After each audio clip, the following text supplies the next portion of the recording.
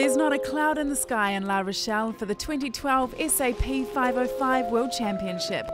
Almost 400 sailors are racing this week, and after the first 2 days, everyone is finding their feet and their place in the leaderboard.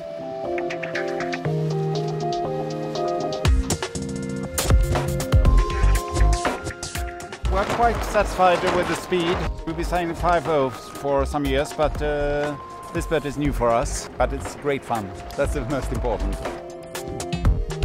It's very tricky on the start line. So many boats. I've never seen so many. Just have to fight for room and get out there. Everything is beautiful, except we are quite behind the fleet. But anyway, very happy to be here. I think the wind will be consistent today. It's a good thing for having pleasure on boat. The Australian team, Nicholas and Payne, are revelling in the breezy La Rochelle conditions. Really happy to have a win yesterday, and when we came here we were hoping for top 30 because last year we were 31st.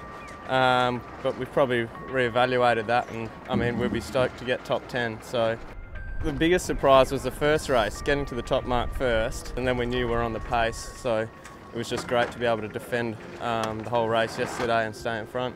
We'll take each race as it comes, and definitely looking for some more wins. With the wind coming off the land, today is an opportunity for the light air specialists, and we could even see a reshuffle at the top of the leaderboard.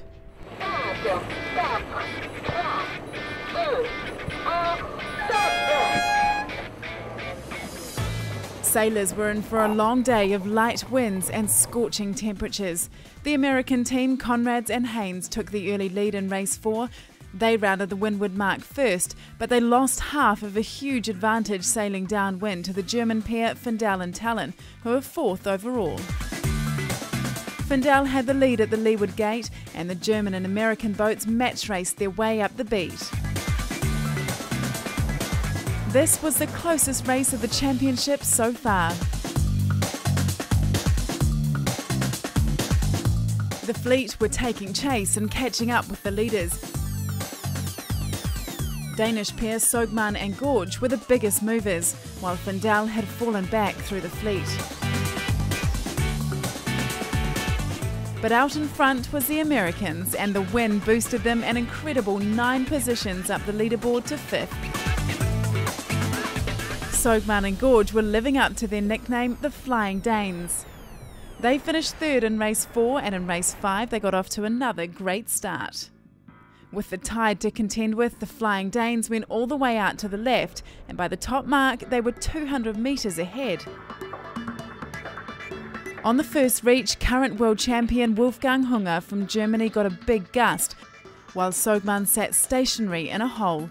The fight for the win was on. But an intense tussle right around the course eventually went the way of the Flying Danes, with the Germans Hunger and Kleiner in 2nd. When we crossed the finish line, we looked back, and I was thinking, where are all the boats? Because there was no one there. So it was really amazing. I was told that we are actually 2nd now, and that's much better than we were 9th before today. So I'm really happy. On the overall SAP leaderboard, Kellner and Scholler are still on top, and they have a decent 10-point lead from the big movers of the day, Sogman and Gorge.